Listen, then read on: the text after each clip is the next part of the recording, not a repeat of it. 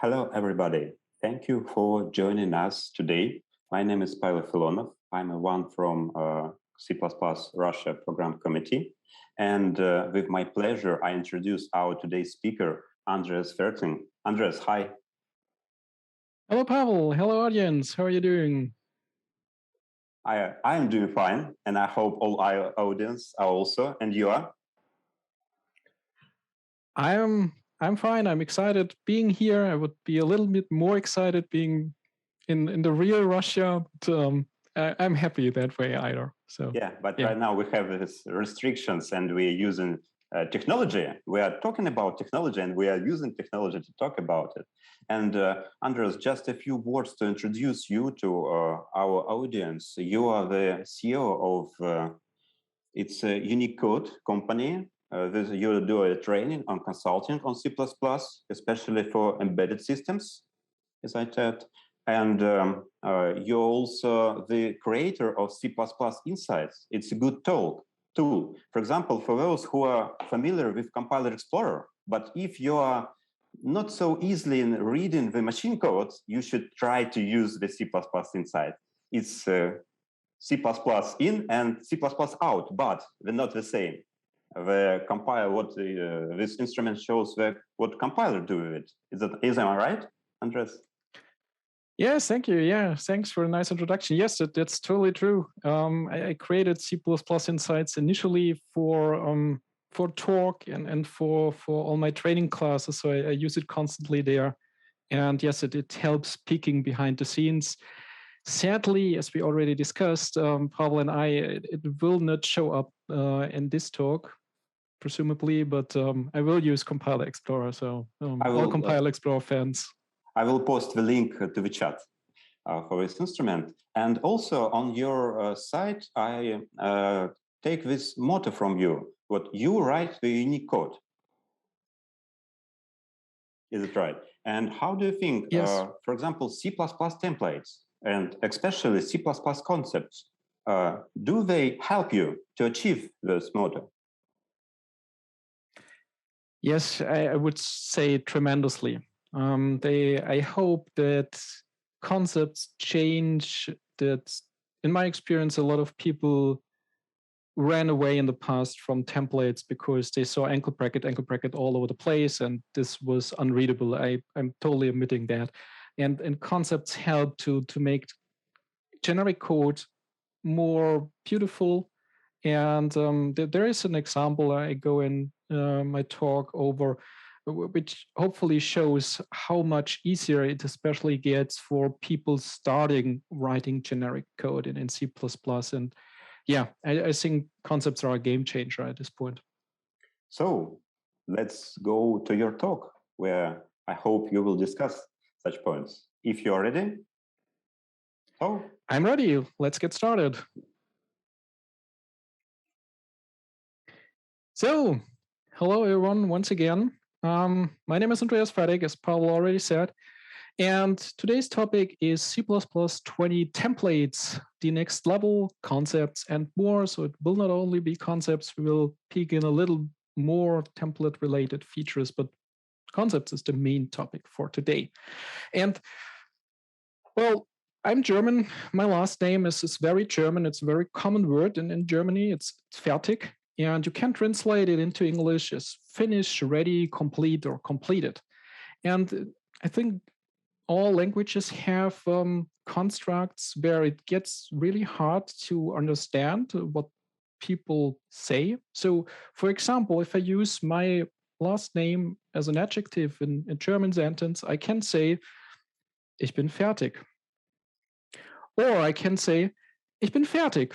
And the pronunciation that gives you an indication whether I'm exhausted about the thing I did and now I've finished it, or whether I'm happy about the thing that I just finished. But the sentence doesn't give it away. So remember, I am fertig is the translation in half English, half German. But I'm a little bit better, I claim, I think, in C++ than in German because I mispronounced my own last name for roughly 30 years. I say Fertig with more or less a K at the end, but proper German, it's Fertig. So what do we expect from a guy who doesn't pronounce its own name correct, right? So that's why I switched to C++ and C++ and C++ Insights. And let's switch to concepts. Concepts, they help us to formulate requirements for type. And this is the first time that we can do this, okay? If you want, if it's easier for you, in the beginning, you can compare it to stud enable if you know this already, okay? But stud enable if, that's not even 10% of what concepts are. It's 1% or less. But if it helps your model, then that's fine. Concept itself, they consist of two parts. A definition of a concept, which we have a new keyword for, that's concept, and the requirements of a concept, which comes also with a new keyword, requires. And we will see requires in a couple of places during this talk. So it's a new interesting keyword. In the figure below, or in the middle of the slide, you can see how we can formulate a concept in a very broad overview way. So concepts are meant for generic code. That means concepts, you can say, are always templates. So they always work with generic types. And that's why a concept always starts with a template head, as you can see it in this illustration here. And there you can use anything that you can use in, for example, a function template. We can have type parameters, can have non-type parameters. You can have the same mess with class and type name, the tiny little difference sometimes, which goes more and more away. So it's a usual template head. And after the template head, we have the keyword concept. So this marks to us, to our fellow developers, and to the compiler that we are now looking at a concept. And we have to name a concept, and I chose this very bright name, my concept. It's perfect, right? And then we assign requirements to such a concept. And in this case, I'm using a concept stud same as. That's in the STL in C++20, but we can also use type traits like is class v or is enum v. All these things have to do is yield a compile time true or false value, okay? And we can piece them together using Boolean algebra, as you can see here with and, or we are totally open here. We can negate things. So it's a Boolean expression we are looking here in the requirements section. Okay, so this is concepts on a very broad overview. Let's see what they can do and how they change our code, how they improve it. Let's suppose I have the following. I like to have an add function, which I can call with a varying amount of arguments. But all the arguments types should be of the same type. So line 1 and 2 are fine for the add function. I can call it with 2, 3, 4, and 5, and only with 2 and 3, but I cannot call it like in line number 3 with 2, 3, 3.14, because they are mixing integers and floating point types, and this is not what I want. Okay, this should give me a hard error at compile time. Looking at that, we can probably say, okay, the implementation will be a variadic template, right? You have a variadic number of arguments to that, so let's make it variadic template. And here is my C++17 solution. The gray part is not important. These are helper functions. I will walk you quickly through. So I have in line number 2 a variable template called rSameV. It uses stud conjunction v from C++17 together with stud is same to compare all the types in a parameter pack, here in this case ts, to a given type t. Okay, so it practically answers, are all types in this parameter pack of the same type as t? And then I have a second helper in line number 10. It's called first argt, and its purpose is to get the first element out of a parameter pack. the first type to be precise. And because I have R same V on the other hand, and all types in the pack must be the same, it's the first type is as good as the last type in the parameter pack or some in the middle. So I'm grabbing out the first to know what type in the parameter pack is the base type practically. Okay, so these are the helpers. And in the code listing below, the not gray part, there is the implementation. In line number 1, there we can see it's a Fertig template. It starts with type name ... and the template and the angle brackets. And then in line number 3, we can see, okay, it's the function add, and it takes this Fertig parameter pack in form of args. And in line number 5, we can see I use C++17's fold expressions to expand all the elements in the parameter pack and use the plus operation to add them together. Okay, so far so good. I think that's all right code. But if you look closely at this, then you will probably miss the return type. And some of you may not miss it because they already saw it in line number 2. There I have the stud enable ft. And that's the premium enable if because it already gives me the type back together with the type name. Without the enable ft, only with enable if, I would have to put a type name in front of this entire expression, making the code even more unreadable. Okay, so here I have this enable if t, and it depends on your knowledge in C++ and templates, especially whether you understand this thing or not. You have to understand that the first argument to my enable if t, the R same v, that's my check whether all elements in the parameter pack are of the same type. So this thing yields true or false. If it yields true, then we go to the next parameter, my first argt. I'm grabbing out the first data type in the parameter pack, and that becomes the return type, because this is what enable if t then returns. And if R same v yields false, then we are looking at substitution failure is not an error, sphinx, and this function isn't instantiable. So it works, but it isn't nice. It's very hard to read. Line number 2, I'm tampering with the return type. I think it's the best place to put this enable if in. I can use a trailing return type, makes it a little bit better, but I'm still tampering with the return type, and it's a hard to understand construct in C++. You have to get to know too, and it's not easily readable and understandable. Here's the C++20 version. Line number 1, I'm still starting with the Fertig template. In line number 4, I can see, oh, I have my return type back. It's now auto. I went easy in and named it auto.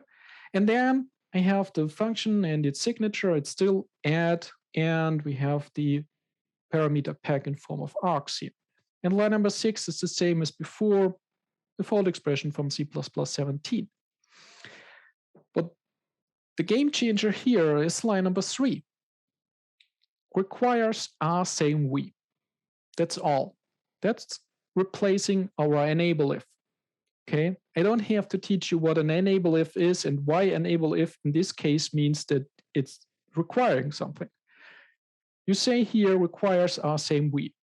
You may have to look up what R same v checks for, but it's clear at this point that we are looking at a requirement for this function. And if this is not satisfied, then this function isn't instantiated.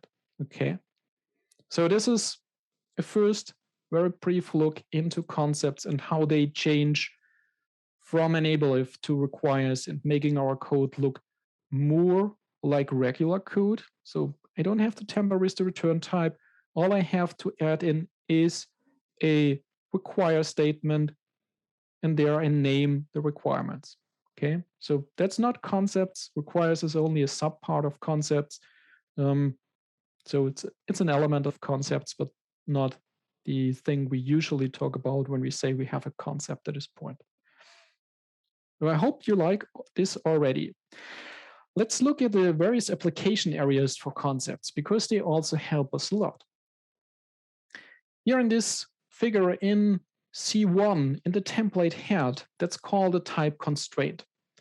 And in C++20, we can use type constraints instead of type name or class to constrain or state the requirements of a certain type upfront. Okay, whenever in C++20 now you know the requirements of a type, say you want only unsigned integers and not signed, things like that, or you want integers and you don't care whether they are signed or unsigned, but no floating point types, then you can constrain your template parameter at this point upfront, and it's documentation, okay? If for some reason you're not able to do this because multiple concepts or whatever reasons, then you can go to the requires clause. This is what we saw in the previous example. This is C2 here. There we can use either concepts or type traits. We can use Boolean algebra to piece them together and get the final true or false condition out, okay? And then in C3 and C4, we see something already familiar with and something a little bit new. Here we can constrain so-called placeholder types. So whenever we talk about auto, it's a placeholder type. And C3 you can also see as a variable declaration. It's the same for a variable declaration that's not shown here, but if you have a variable which type is deduced by auto, then you can now also constrain this with a concept, like in C3 here. So this is a place where we can only use concepts. C4, that may look similar, already familiar, because you may know it from C++14's generic lambdas. In C++14 and 17, the only place where we could use auto as a parameter of a function was for lambdas. But in C++20, we now can use them for all functions. This is then called an abbreviated function template, and we will see an example about this later. Other than that, it works the same as C3. We can only have concepts here. And the last one is in C5, it's in the trailing requires clause. So this is the same as the requires clause. It's just trailing the function declaration. And there we once again can use concepts or type traits, anything that yields a Boolean value at compile time. Okay, so these are the application areas for concepts. Now, if we think about our add example a little bit more, then we can say, okay, our add function comes with a couple of requirements. And currently, add only prevents mixed types. Okay, that this was one easy to achieve requirement. But the current version leaves a lot of things unspecified. So we can, for example, call add with only one parameter, even with 0 parameters. And that doesn't make that much sense, right? Because it's called add, so it's supposed to add at least 2 things together. 0 or 1 thing, that's a waste of calling a function. Then I can just use the value I have. So let's say we like to constrain this and we want add only be callable with 2 or more parameters. And this is our requirement B. And then the other thing is, and that's more implicit, that the type used in args must support the plus operation. That's one that is really hard because it's implicit. It's in the implementation. We have to look inside the implementation of add to see this requirement. Now, add is a single line function, so that's probably easy, but we still have to do this. And it's a design choice. I could also have chosen to require that the type in args must support a member function called add addition or whatever. I can go crazy and also can require that it's called subtract. That would be less sensible, but possible. So this is something users cannot know upfront. And if you do it wrong, then you get these pages of compiler errors as a result. So let's constrain that as well. And then we have a requirement D, the operation plus. That one should be no except, because if you looked at my example add closely before, then I marked add itself as no except. So it would only be reasonable to expect that the operation plus inside of add is no except as well. Given that I mostly will call it with integer types or types that don't throw, I don't want to put a try catch around default expression inside of add. So let's ensure that the plus operation is no except, would be requirement D. And then requirement E, that's another nice thing that's also implicit and works most of the time. The return type of the operation plus should match that one of args. We can give operator plus a different return type than the one of the class or something like this. Sometimes this is the right thing, most of the times it isn't. So let's ensure that in this case, it isn't a different return type. So it must be the same type than the class we are having or the type we are looking at that our operator plus should return. So this requirement E. Okay, so let's try to check all of them with concepts.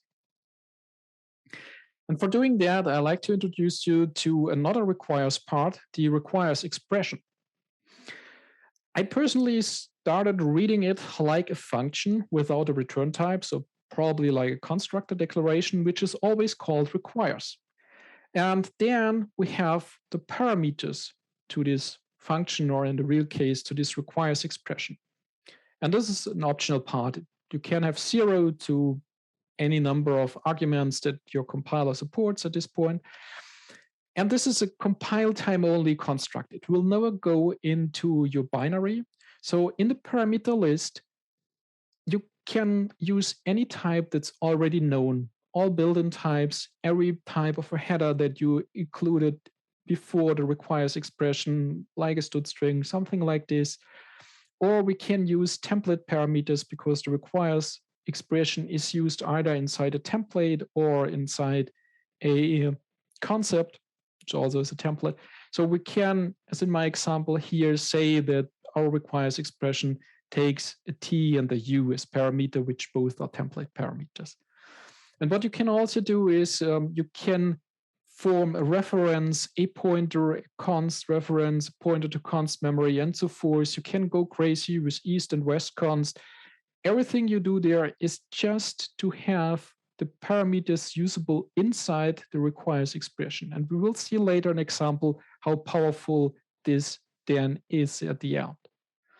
Now, our requires expression itself, after the parameter list, comes with the body of the requires expression. And that one has one requirement.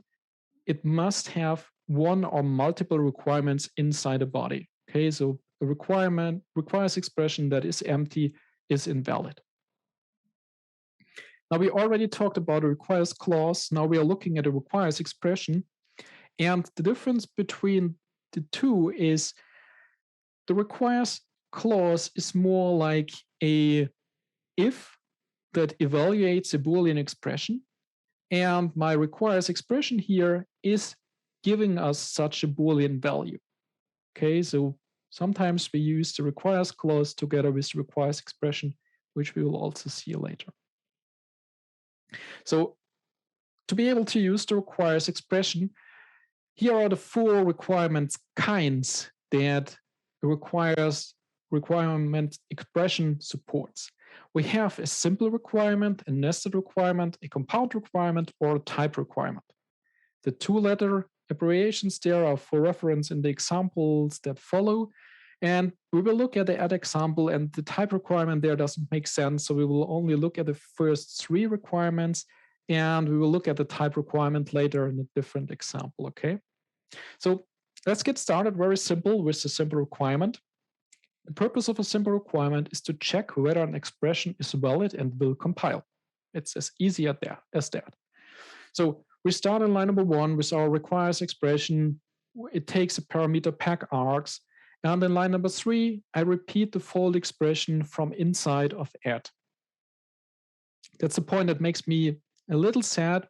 I have to duplicate code at this point, but it's mainly due to the example I chose and because it has to fit on a slide and so forth.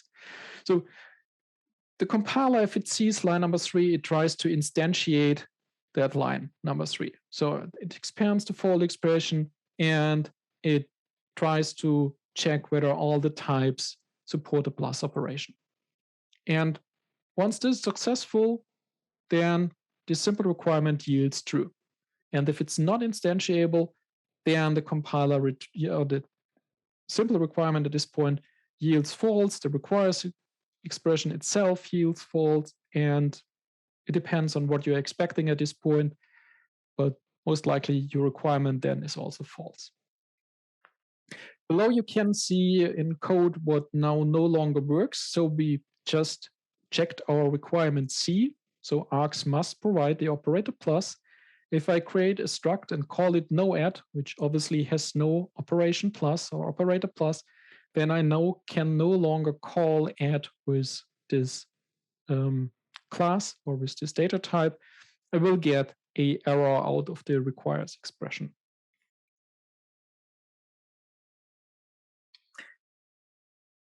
Next thing is the nested requirement. A nested requirement is something you have to be more careful about. Its purpose is to evaluate the Boolean return value of an expression. Line number 4 and 5 in this listing here, they are showing a nested requirement. And the nested requirement always starts with requires. So this is another point where we use the keyword requires. And this requires here is essential.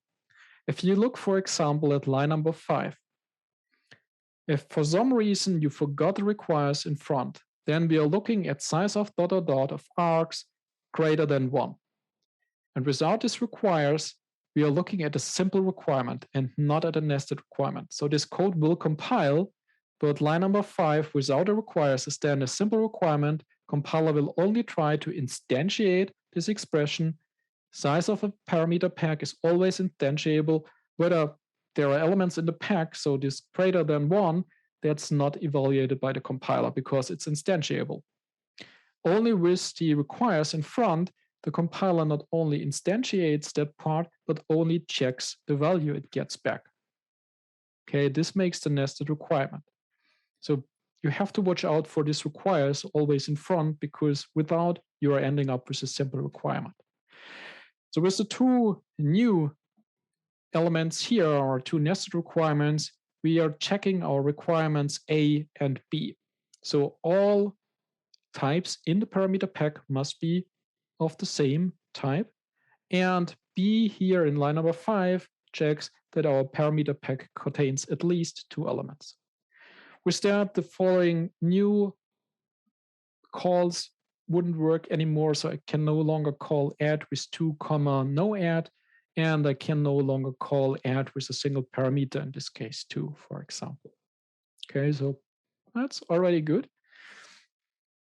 Now the last requirement here is the compound requirement. And this can check 2 things at once if we want. Line number 10 shows a compound requirement which does 2 things at once.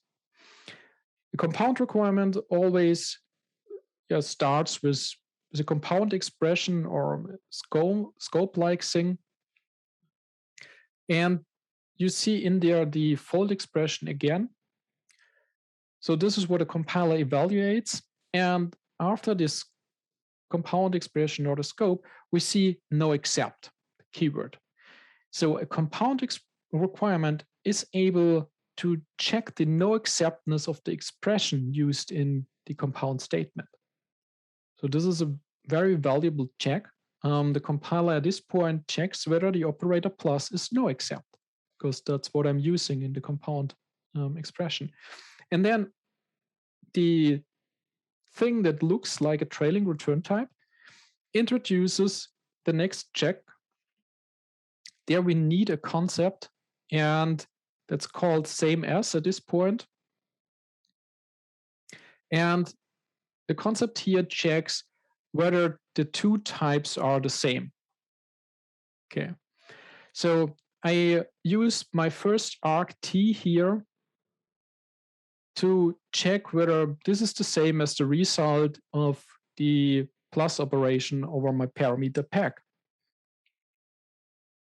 And the interesting part at this point is that if you look at same as, you see only one type here or one argument to this concept. And the compiler is now able to get the return type of my plus operation, and it fills it in as the first argument to same as, to the concept at the end. And that way we are ending up with two arguments to my concept. Okay, so this is another power of concepts. And as I said, you can, if you prefer, also split this check into two. That would be line number 8 and line number 9. You can create a compound requirement which solely checks the no exceptness, and another one in line number 9 which only checks the return type, whether it matches some expectation or not. And with the compound requirement, we are able to check our last two requirements, D and E. So the operation plus is no except, and the return type of operator plus is the same as the type itself. Okay, so that's really nice. It takes way more code, probably less readable as well in C++17 to implement this without concepts. Now let's use it. We just built our requires expression, and this is one way how to use it as an ad hoc constraint. Whenever you see the token sequence requires directly after each other, like in line number 2 in the example, you're looking at an ad hoc constraint. The first requires introduces the requires clause, and the second, the requires expression. So the second one, this is the gray part, this is the requires expression we did just build in or on the previous 3 slides. And now we are attaching that to a requires clause. So the requires clause checks practically or asks the requires expression, are you true? And if so, I can instantiate this function add here at this point. As nice as such an ad hoc constraint is, it's also a first sign of a potential code smell, because we just spend some time building this requires expression. And now we are attaching it to a requires clause. And for just talking about this add example and knowing that this talk will end, this is fine. But in your real world code base, you have more parts where you use or want to use the same requires expression because it costs time to build them. And copy and pasting that one around in the code base, that's surely not the brightest idea. So that's why it's often a code smell. For this one here, we can argue that's perfectly fine because add seems to be really special. So it's all right. Okay, maybe let's do it. But for the bigger purpose, defining a concept is probably the better choice. And this is the first custom concept we are creating here. In line number 2, I start with the keyword concept. I call the concept addable, and I'm assigning the requires expression, one we already built, to it. And now in line number 11, I'm able to say requires addable. So using my concept there. Okay. I personally find this version even more readable than the previous one because the requires expression directly attached to the function makes it harder to read in my perspective. And it's reusable now. And that's the additional benefit. And line number 11, I think it looks really beautiful. It's readable. You may still have to look up what addable does, but it's crystal clear that this is a requirement to add, and add will probably not work with this requirement not satisfied. Okay.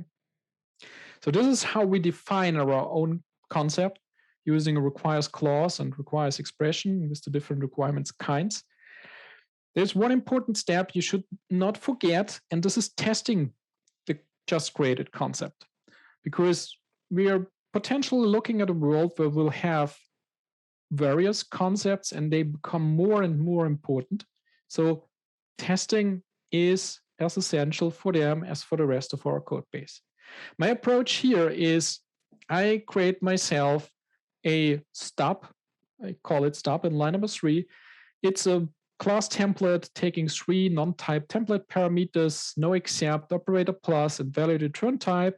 And internally, I use these non-type template parameters to configure operator plus. So either it's there or it isn't there.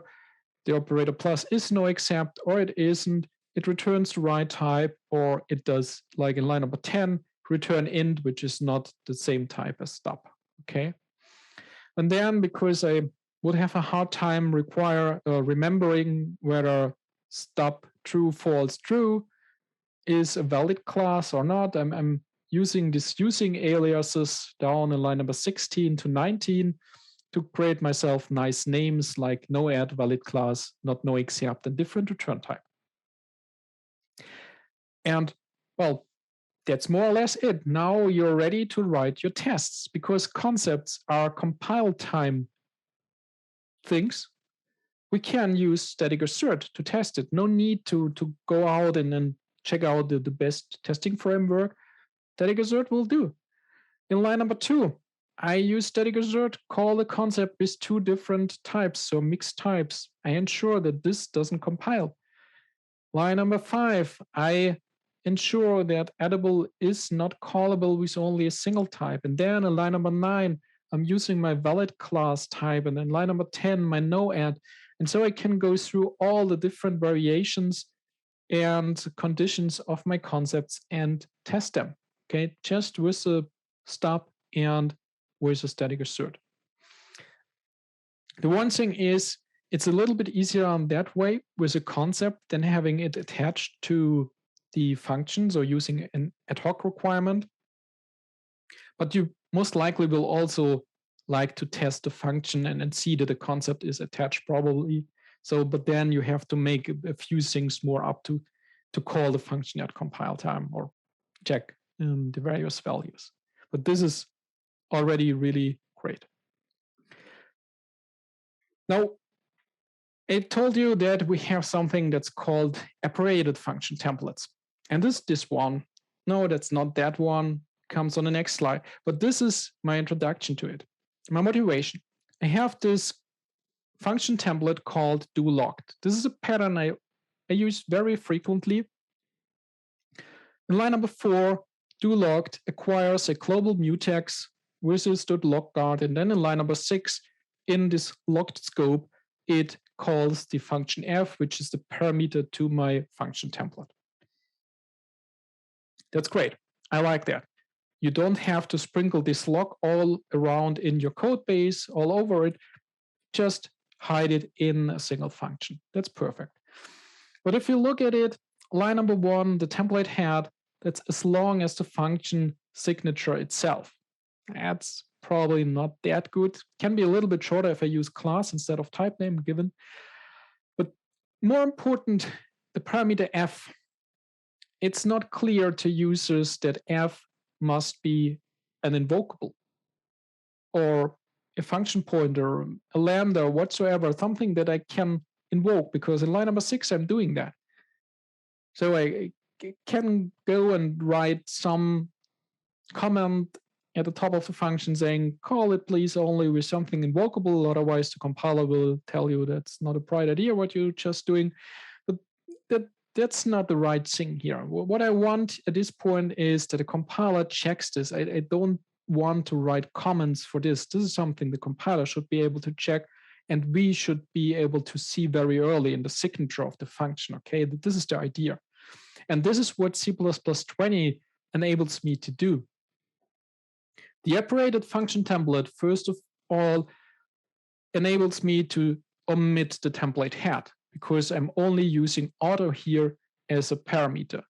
But that always means that we are looking at a function template, okay? This is key here, don't forget it. If you spot auto in a parameter type, it means you are looking at a function template, despite the fact that it might not have a template head as here. And now I can constrain this parameter with a concept, and I'm using std_invocable here, which comes with the standard library in C++20. And now I have all I want. I have the documentation in place. Everybody that sees the signature of do log can understand it requires an invocable. I understood that, and I only handed over something that's invocable. That's fine. If I do this wrong, the compiler will check this because it understands the requirement as we humans can, and it gives me a compile error, and a better one than we had before.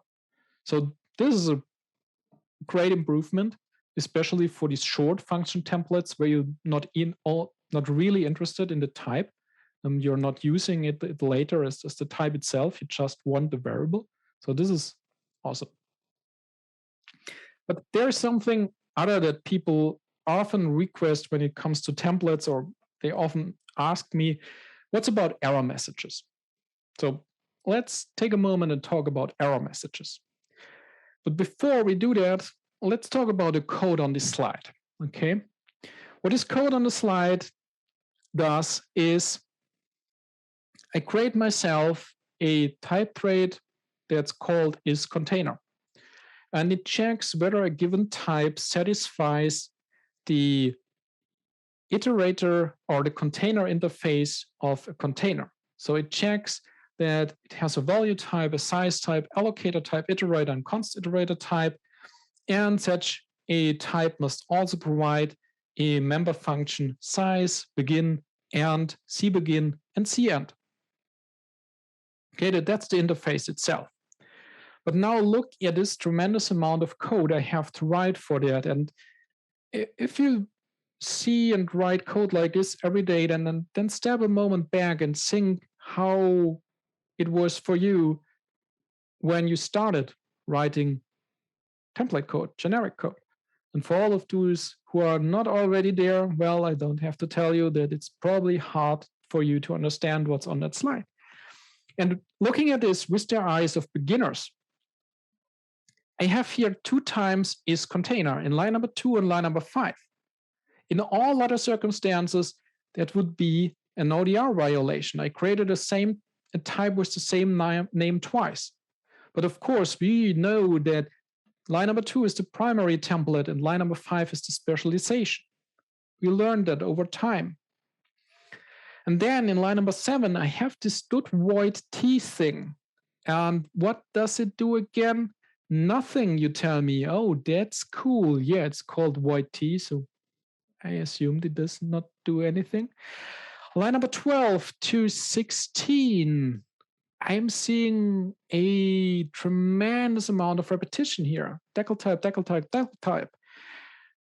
What does decal type do again? Oh, yes, it gets you the type of this thing back here. Sure, I can explain that to you. But what was this decal waltz thing again? Oh, it creates an instance of this type. You can only use it compile time and so forth, and needed to call the function size, begin and so forth. Yeah, I rather don't talk about this. It's okay that it's there, but it's not always necessary. And at this point, it's obfuscating. You need more knowledge to understand this code. And then we have this false and true type thing. So container isContainer that derives one time in line number 2 from false type, and then in line number 17 from true type.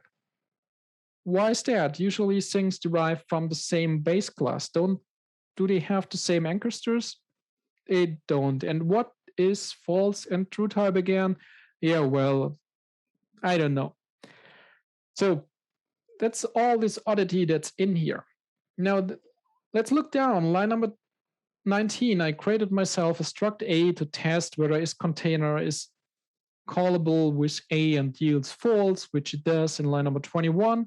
But then we see this colon values thing. And that was what you say again. Oh, because of this true and false type. Yes, sure. It's totally hidden, but of course, I can learn that over time.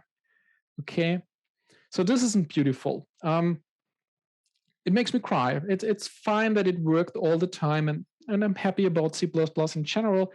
But having to teach and to write and to see such code, it's tears in my eyes. Okay, so this is the C++ 20 version. There are so many good parts in there, I don't even know where to start. Line number 2, we are looking at a concept. I changed the naming from is container to container, which is the common pattern in the STL as well. We say is something if it's a type trait, and we omit the is if it's a concept. But this is totally up to you. But the good thing here is I only have the name container once. There is no primary and specialization thing going on. That's very easy to read and to teach. And then we can see I'm attaching a requires expression to this container concept. And it takes a parameter t, which is from the template or from the concept type itself. And then in line number 4 to 8, we are looking at a type requirement. This is the one from the 4 I told you we are talking about later, and the time is now. So whenever we start in a requires expression with type name, that tells the compiler that what follows must be a type. So in my case, in line number 4, the compiler looks into the namespace of t whether there is a type called value type. Okay, this is the check that happens here. That's cool. I don't need a stud void t for that. By the way, that's gone, right? But now the beautiful part, line number 9 to 13, all the repetition is gone, okay? And no decal type, no decal val. I don't have to teach you about that if you don't need it in a special place. It's gone here. You can read this. And here I can use this parameter from the requires expression, my t, and call a method on it. So line number 9 to 13, these are simple requirements. And the compiler checks for me whether t.size is a valid expression. And that's only the case if my type t provides a member function size. It's as simple as that. That's cool.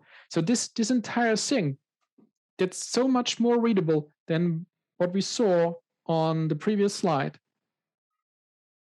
That's nice. And then line number 18, it's a concept. I simply call it, I say container of A, no colon value thing, no stud true and false type. You have way less to learn here, way less to write, way less to understand. So this is where things get really beautiful with concepts, okay?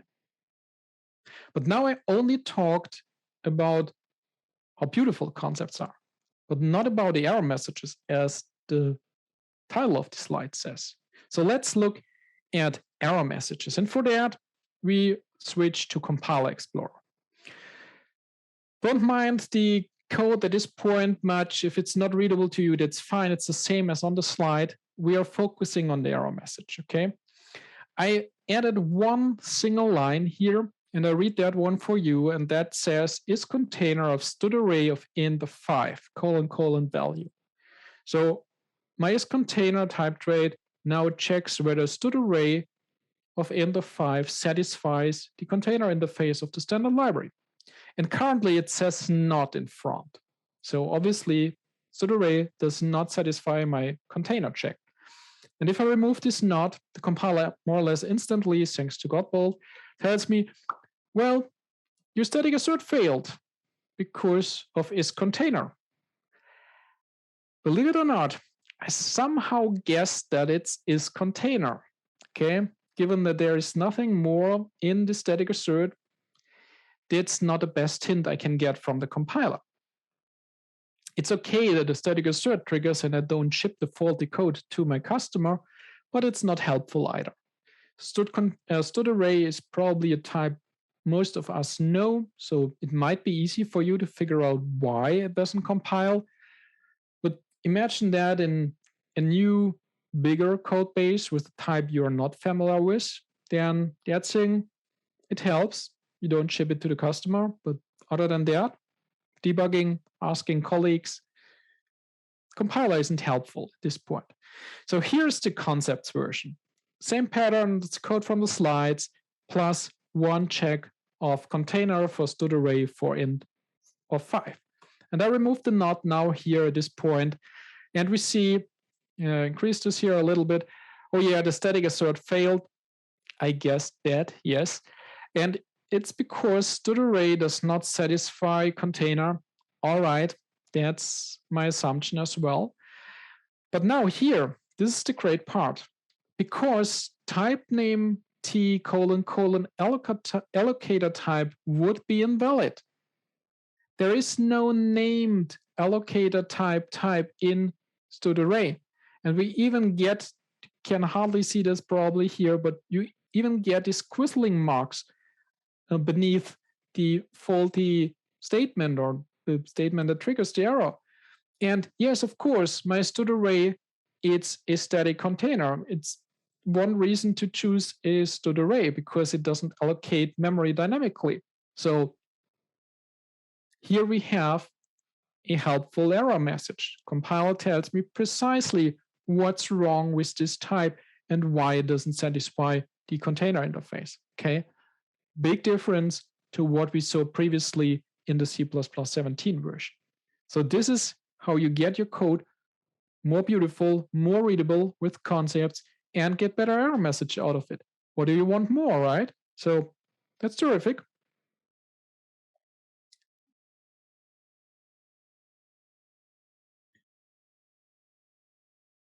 That makes me smile. That makes me happy. Okay, that's really, really cool stuff we are looking at here. But there's more. C++ 20 also changes what we can use for non-type template parameters. We can now also use floating point numbers as non-type template parameters. Like I show in line number 1, I have a template head that takes a double D as a non-type template parameter. And in line number 6 and 7, I'm illustrating how this works. So what we are doing here in C++ is that we have a positive and negative 0.0. So negative and positive 0. And this is important for certain math applications. It was never so important for me, but the values get preserved if we use them as non-type template parameters. On line number 6 and 7, they will produce two different instantiations of fun. Okay, this is important to understand. And if you look once again at Compiler Explorer, this is the code from the slides, then we can see at this point here, this is the first call to fun. And here we see the bit pattern of the IEEE 754 implementation of floating points at this point. And the positive 0 is simply all values 0. For the negative 0, we see a couple of Fs followed by zeros. So these are two different functions, and we can see the two different instantiations down here. And if I turn off the demangling of the identifiers, then we can see that the mangled names are also different, of course. And we can see another thing, maybe not that easily to spot, with this new non-type template parameters, our mangled names can get larger in the intermediate object files. There's no impact for the resulting binary because there are only addresses and no mangled or unmangled names anymore. But for all the intermediate files, it can mean that our identifiers get longer, so our intermediate files get larger, but we have fast machines, so that shouldn't matter that much. So this is floating points as non-type template parameters. And there's another thing when it comes to non-type template parameters in C++ 20. I can use structs or classes now. And here's an example. I create myself this struct fixed string. It takes a type name char t and the stud size t n. And then line number 3, I'm creating myself an array of char t named data of size n. And then in line number 5, in the constructor of fixed string, it takes a reference to an array of size n of type char t, and I'm using stud copy n to copy all the data that are passed to the constructor into my array data inside the fixed string. And then in line number 8, I can instantiate such a fixed string struct, in this case, call it fs, using uniform initialization and passing the string hello, C++ 20 to it. And some of you might think, yeah, that's great, because we're looking at an improvement of CTAD here for structs. So class template type deduction got improved, but that's nothing to do with non-type template parameters, right? You're right. So here are non-type template parameters. Because my fixed string class was only the base, I can use that class or struct now in line number 1 in the template head. And my fixed string container we are looking at here, that takes a fixed string.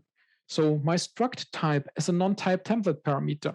I call it str, and in line number 4 in my print function, I use this non-type template parameter and see out all the data by calling str.data. That's one reason why that thing is public currently. In real code, I probably would make it private, but it's less code to read on the slide. And now in line number 10, I can create a fixed string container by saying in the angle brackets, hello, C++, and passing a C string literal to this container. And that one then instantiates my fixed string, and there we go. Now I can call fc.print in line number 11, and it will print out that string that's passed as a non-type template parameter. Okay. But there's more. Lambdas. We shouldn't have a talk without lambdas, right? They're all over the place. So lambdas also got improved in C++20. This is a motivating example. Say I have this variable called max, which I assign a lambda to that takes 2 parameters, x and epsilon. We're looking at a generic lambda here from C++14. And what it does is it tries to figure out whether x is greater than epsilon, and if so, it returns x and otherwise epsilon. So it's a max function. That's why the variable is called max. And please, please, please use the STL version. This is for illustration purposes only. So this max lambda I now can use in line number 7 and call max with 2,3, and it will work. And I can call it in line number 8 with 2,3.0. And that will work as well. But this is not what I want. We are looking at mixed types again. Okay, so I don't want line number 8 to compile. And this was hard to achieve pre-C++20. There was no real nice, good way. There are only hacks to get this working with generic lambdas. So let's not talk about that. Let's see what C++20 gives us. And in C++20s, we can have lambdas with a template head. So in line number 3, after the capture clause, we see the angle brackets and inside type name T. So we don't say template, but these angle brackets are the template head to this lambda at this point. And I can use anything here, like in the usual template head, type and non-type template parameters, class and type name, and so forth. The power I have now is I can use this type name T and say that x and epsilon both must be of type T. So I only have a single parameter that a compiler that uses. And because we are looking at templates here, and there is no implicit conversions when it comes to templates or template type parameters, the compiler will tell me for line number 9 that it doesn't know how to instantiate int with a double. Okay, so problem solved. We have all the flexibilities now with lambdas as with function templates. And this is not particularly new because the auto version before I told you when we talked about operated function templates, we are looking at a method template at this point. You can use C++ insights to peek behind the scenes, and the template head version of lambdas, it's more or less the same, just that this time we control the parameters types and the amount of parameters. That's different than before. So this lambdas with the template head. And here's something to just illustrate the new powers we now have.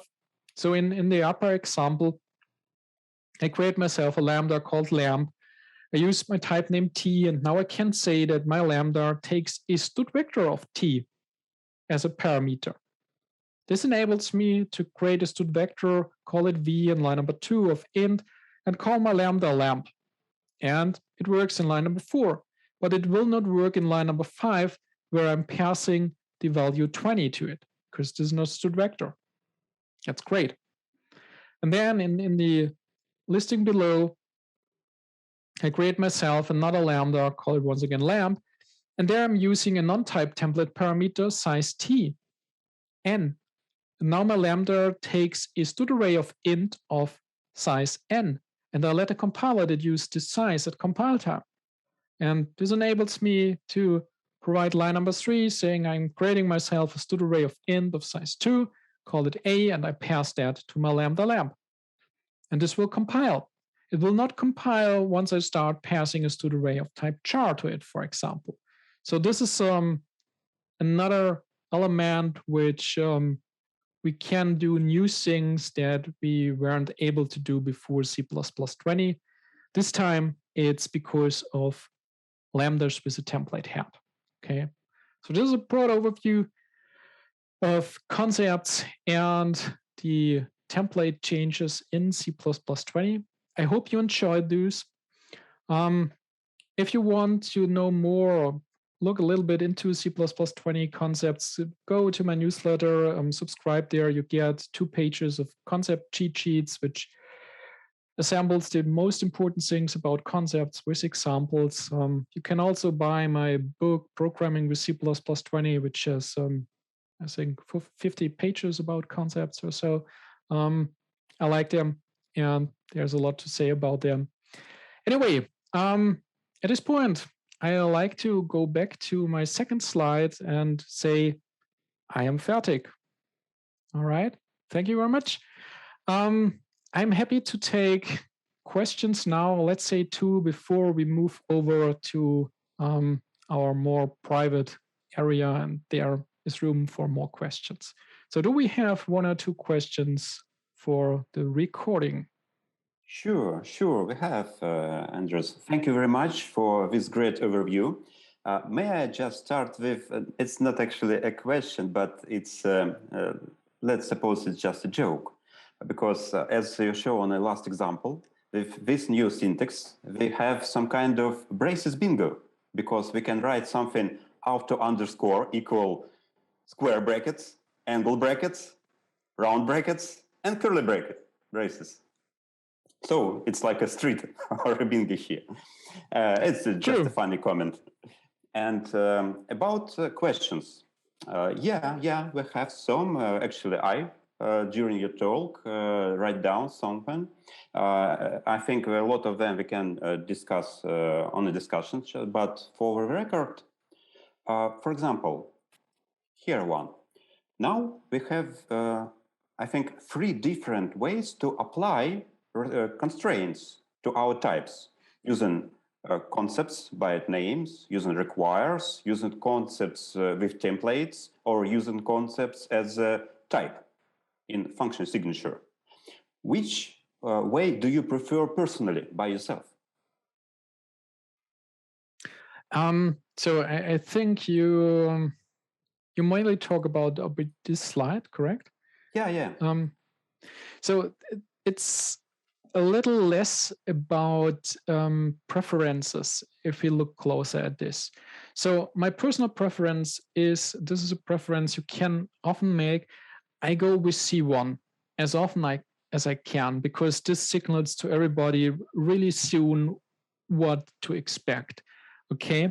But sometimes we don't have all the information, or we have, like in the add example, we have a parameter pack, and then we cannot compare the parameters to each other to ensure that they're all the same, for example. So this is where I have to go to the requires clause. This is for that. So my first choice here is the type constraint, but if that doesn't work, it's the requires clause. The training requires clause, I haven't had time to show this today. This enables us to do interesting new things, because we can use this one to constrain methods in a class template without having to make them templates. So we can apply the requires clause to any method, as long as we have a template parameters, so to speak. And in a class template, we can, for example, constrain the destructor. That's something that wasn't possible before because we couldn't make the destructor a template. So this is something totally new. And we can also, thanks to this training requires clause, constrain the copy constructor. Typical pitfall is trying to constrain the copy constructor by making it a template and then putting an enable if on it. But then we are looking at the conversion constructor and no longer at the copy constructor. And this is the power of the trailing requires clause. So as I said, it's less about preferences. It's also about where to apply them best, I would say. And at some points, the answer is easy, and at some points, it's not that easy, and then preference kicks in, I would say. Does this help? Yeah. Thank you very much. I see a few questions more, and I suggest to discuss them in discussion section. So please feel free to join us there with Zoom using the link on the video. And let's just say goodbye to our online audience. So thank you, Andreas, for this talk. Thank you very much. Thanks for having me. Goodbye. Bye-bye.